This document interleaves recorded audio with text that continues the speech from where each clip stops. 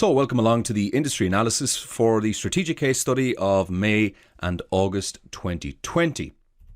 Before I get into the details of the industry analysis itself, I just want to address one question that's often raised by CIMA students, and that is, what is the purpose of the industry analysis? After all, we are presented with some industry information in the pre-seen document itself, and some students wonder, is it overkill to go into the real world industry analysis and to be looking at that in addition to that information that you get in the pre-seen document? And I think it is a useful exercise for two main reasons.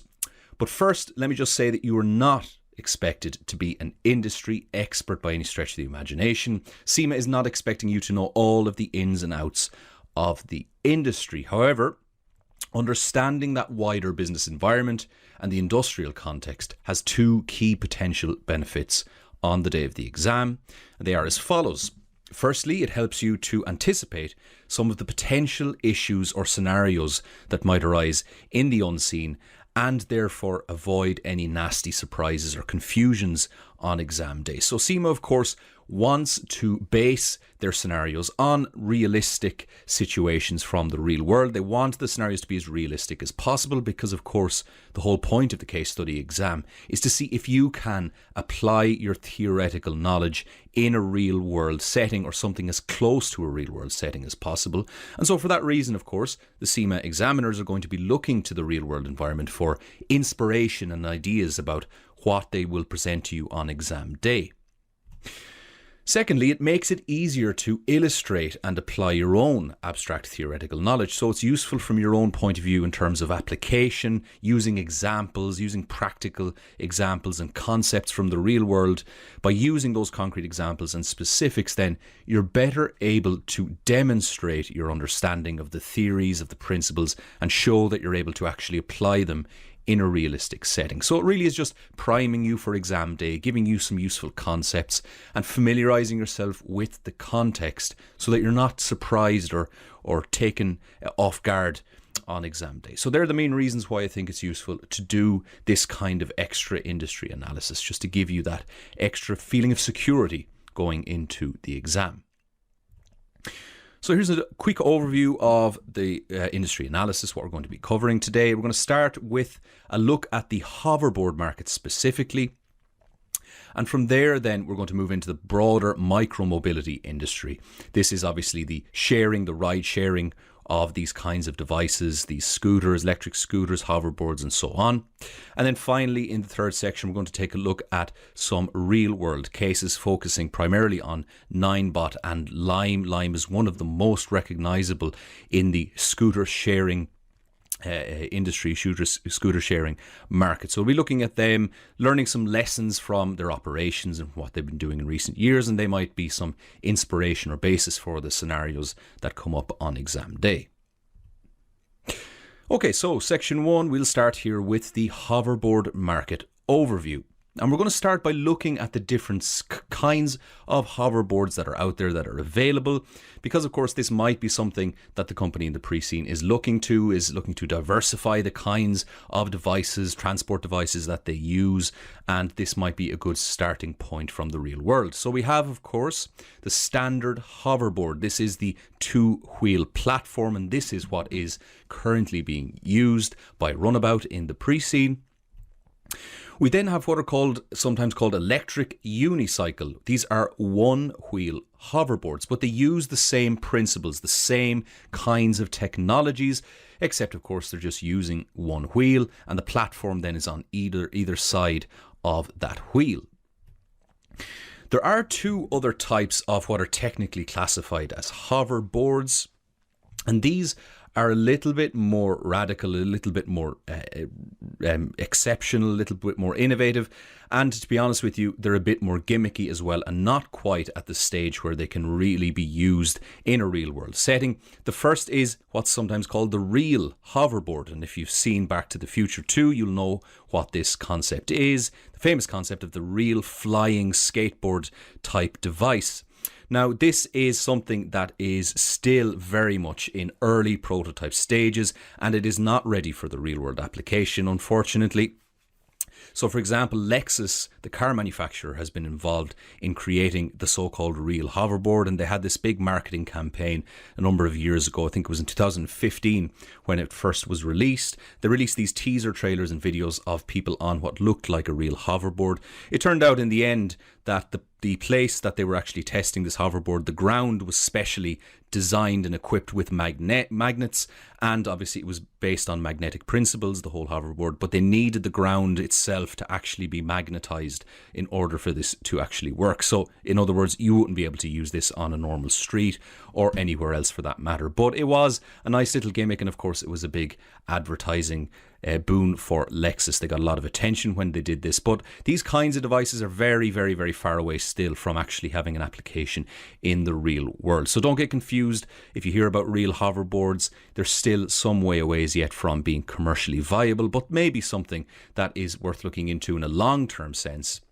Investment in research and development, and from a campaigning point of view, marketing point of view, this can draw a lot of attention to a company if they get involved in this kind of thing, because it seems to be a concept that's very appealing to people. So maybe a company like Runnabout might get involved, might form some kind of alliance or something like that, researching and developing these concepts and contributing to them, maybe testing them in their early stages and so on, just for the purposes of drawing attention to the brand, increasing brand awareness and so on. And then we have these electric skates, and these are being pushed by Segway. Segway is one of the most famous companies in this space, and we'll be looking at Segway as well a little bit later on. But they've developed these electric skates, and they are based again on the same technology, the same principles as the regular two-wheel platform. But of course, they've just separated the two wheels essentially. And these are skates that you simply step on, as you can see here in the picture. And these were only very recently launched in a commercial capacity, and it's yet to be seen how viable they are as a form of transport, getting to those last mile, for example, transport scenarios. They do seem to lack some stability. They tend to be targeted at young people for recreational purposes primarily. But again, it does remain to be seen the extent of their commercial application. So there are the four main types that would fall broadly within this category of hoverboard. But of course, we're primarily looking at these two in terms of real world application, and especially in terms of their application within the micromobility space. That is the place where you can rent these kinds of devices for those last mile trips, as we saw in the preceding document. So we're going to focus now on those two and compare and contrast them in terms of their advantages and disadvantages. As we know in the preceding document, Runnabout currently only uses the two-wheel variety, but there are in the real world some ride-sharing schemes that are looking at and using these one-wheel options instead, and there are advantages and disadvantages to both, and we'll explain those now. Firstly, with the two-wheel variety, they tend to be much easier to learn. There's a much shallower learning curve. It takes approximately 5 minutes typically for an adult to get to grips with the two-wheel platform, two-wheel hoverboard, and to be able to use it fairly decently. However, the one wheel is relatively difficult to learn. Usually it takes approximately a day to get really comfortable with it, to the point where you're actually comfortable using it, for example, in a public space. Two-wheel platforms are also more stable, as you can imagine, and you can remain static and upright on this kind of platform without any support. You can simply stay still on top, and you see people often doing this on these two-wheel hoverboard platforms. They can stay in one spot without too much trouble. However, it is not so the case for the one-wheel version. The rider has to dismount and use one leg at least to balance, or they can take, of course, their two legs off and simply hold it in their hand if they have to, say, for example, stop at a pedestrian traffic light. The two-wheel can also turn on its axis, one of its nice features. You can rotate in place, and it tends to take corners more effectively. It can take tighter corners than can the one-wheel. The one-wheel tends to need a wider berth when taking corners, so a little bit less manoeuvrable than the two-wheel platform. On the other hand, there are some disadvantages associated with the two-wheel platform as compared to the one-wheel version. In the case of the two-wheel, it is wider, of course, because it has those two wheels, and therefore it's more likely to be involved in lateral collisions, that is to say, collisions with people on either side because it is wider. Whereas the one wheel is much narrower, your feet are in a narrower space, and so it takes up less of that horizontal space, and so you're less likely in that respect to cause some kind of collision, especially low down. The two-wheel is actually very bad at traversing high ledges. It's uncomfortable on rough terrain, and that is because its wheels tend to be much smaller than the one wheel. The one wheel can traverse rougher terrain and bumps and ledges, larger bumps and ledges, due to the wider wheel diameter. So if you think about it, the larger the wheel is, you're going to have more space between the center point of the wheel and the ground, and it can therefore traverse over higher objects. And so, for example, when it's coming off street ledges and so on, or mounting street ledges, it is a more versatile kind piece of equipment, and therefore it's more resilient. In other words, it's less likely to break when it's going over these kinds of ledges and these kinds of obstacles on streets. So for that reason, it's more suited, in that respect at least, to being used on pavements.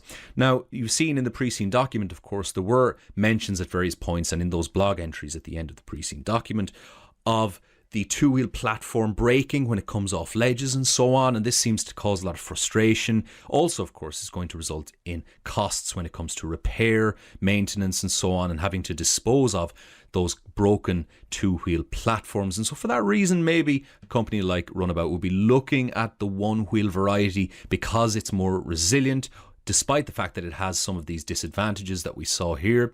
It's relatively difficult to learn. The rider has to dismount, needs a wider berth when taking corners and so on. But from this perspective, I think, in terms of the durability, this is associated to a large extent with its ability to traverse rough terrain, to traverse over bumps and ledges and high ledges and high pavements onto roads, for example. It's going to be more durable. It's going to take more to damage it really substantially. So from a cost perspective, maybe this is an option that will be looked at. So we're looking here then at the main players currently in the real world industry. The hoverboard market consists of many players, so it's quite a fragmented industry, with Chinese manufacturers holding the maximum share due to the generally lower price points of the devices and the good technology that they produce. The leading vendors currently are Segway 9bot. We're going to come back to Segway 9bot later on. Swagtron Airwheel is also one of the more prominent brands in this space, and Razor Hovertrack. So you can have a look at those in your own time if you're interested to see the kinds of devices and varieties that they are producing. Hoverboard market value we're looking at here, forecasting worldwide from 2017 until 2021. We're looking at it in US dollars, billions of dollars. And Technavio's market research predicts that the overall hoverboard market will post a revenue of more than 3.2 billion by 2021. Now, these big numbers, it's hard to understand and contextualize them on their own. So let's look at that compared to another market that's still a fraction only of traditional modes of individual transport, such as the bicycle market, with that market registering revenues already of more than $28 billion in 2019. So it's projected to be at 3.2 by 2021. So really, it is still quite a small market, relatively speaking. The hoverboard market, if you're talking about individual transport devices, it's still quite low down, but it is still growing, and that is a good thing. So the main market for these hoverboards tends still to be younger demographics. In recent years, the demand for hoverboards has surged due to growing enthusiasm about the gadget among younger demographics. In addition, quick acceptance of battery-operated vehicles, coupled with the urgency to develop innovative eco-friendly transportation modes, is expected to continue driving the popularity of hoverboards in the forthcoming years. So they do have that green credential as well as being attractive to the younger demographics, simply because of their recreational aspect as well. They are quite a lot of fun, and you see a lot of kids using these two-wheel platforms, of course. But from the perspective of commercial use in the last mile journeys, the green credentials as well are something that is very attractive. And of course, that's shared by things like electric scooters and electric bicycles as well. But it is something that is very important. And from a marketing point of view, to emphasize green credentials is going to be important as well. Okay, so let's get into the actual micromobility industry and give it a quick overview. So shared micromobility encompasses all shared use fleets of small, fully or partially human-powered vehicles such as bikes, e-bikes and e-scooters. You can see here these are the main categories below. Station-based bike shares, this is including e-bikes or electric bikes, dockless bike share, including e-bikes, and scooter share. Now, scooter share can be docked or it can be dockless. Now, this is an important consideration as well, I think, from the perspective of the pre-scene, because docking is something that the company in the pre-scene Runnabout does for its hoverboards. You go to the dock and you have to unlock it. You do, however, see increasingly with many companies in this space, dockless forms of transport. So you will often see, for example, scooters, you can leave them anywhere. And you can leave them standing upright anywhere. Not everyone, of course, does that, and that's an issue we're going to come back to. But this might be something as well worth considering. Can the hoverboard be made into a dockless possibility? Is that too messy from a practical point of view? Are there going to be problems with implementing that practically? But it is something that has precedent, as we're already seeing with e-scooters in particular, that you don't have to find a dock. And that's from a convenience point of view, of course, and from the customer experience point of view, an important consideration. Okay, so let's look at the purpose of micromobility now. Of course, micromobility refers to short distance transport, usually less than 5 miles. Increasingly, it is shorthand, of course, for the growing crop of bike and scooter sharing companies that are poised to remake the urban landscape. With urbanisation on the rise, the majority of trips people take now fall within the category of micromobility. This is a really important point, and thus are prime candidates for bike and scooter usage. In the US, for instance, roughly 60% of all trips are of 5 miles or less. And so that's great news, this increasing urbanisation trend for the micromobility sector and for companies like Runnabout. Of course, they want to see this increasing urbanisation. They want to see the increasing trend towards 5 mile or less trips, 60% already. And that's likely only to increase in the coming years. You can see on the right here, we've got a nice breakdown disrupting the car. The car is the one that's really suffering and losing out. Traditional car, the traditional combustion engine car is really losing out, and micromobility is a part of that. You can see here 60% of trips, and you can see major companies like Lime, and you've also got Bird, highly recognizable, but we also got Uber actually moving into this space as well. And then of course you've got the medium distance and long distance. We're seeing things like ride hailing and car sharing as well making big inroads. So why do people use these kinds of services? Survey data from a number of cities shows a difference in why people choose to ride.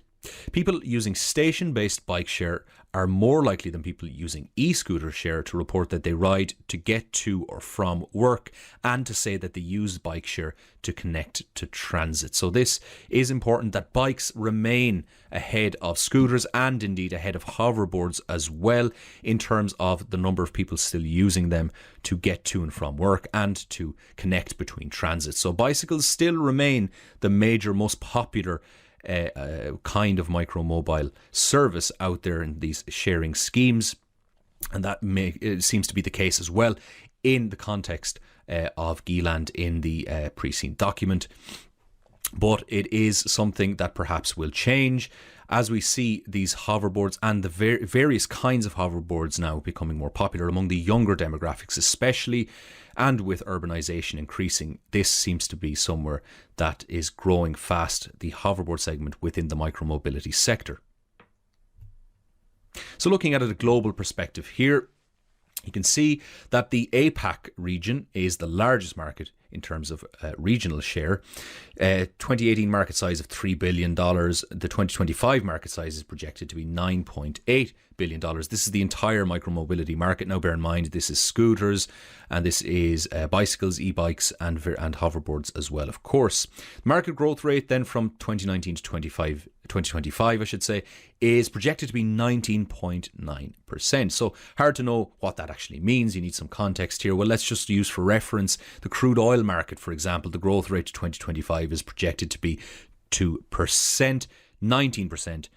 By contrast, a very, very healthy growth rate. Indeed, of course, that's a reflection of the fact that this is a relatively new market, the micromobility sector, compared to something like the crude oil market, of course. And so with those kind of younger markets, you tend to see higher growth rates. So no surprise to see a higher growth rate, but nevertheless, 19.9% compound annual growth rate from 2019 to 2025 is very, very healthy indeed.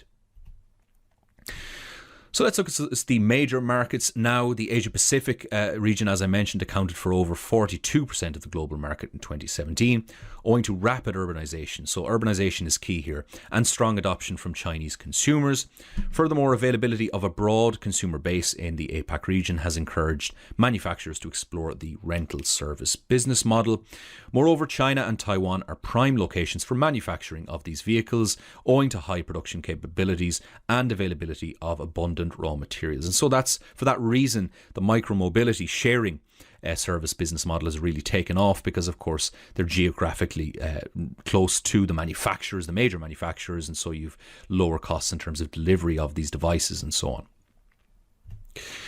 North America market is obviously a major one as well. North America is anticipated to emerge as the most promising region during the forecast period.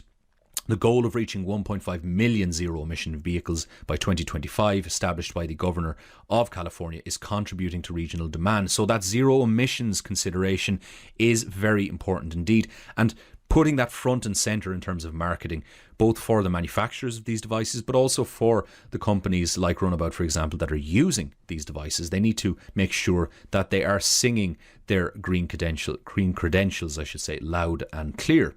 The US has experienced a strong inclination towards the rental models. Companies such as Lime and Bird, who provide electric scooters and electric assisted bikes based on the rental model, have flourished exceptionally, really rapid growth in recent years in the North American market.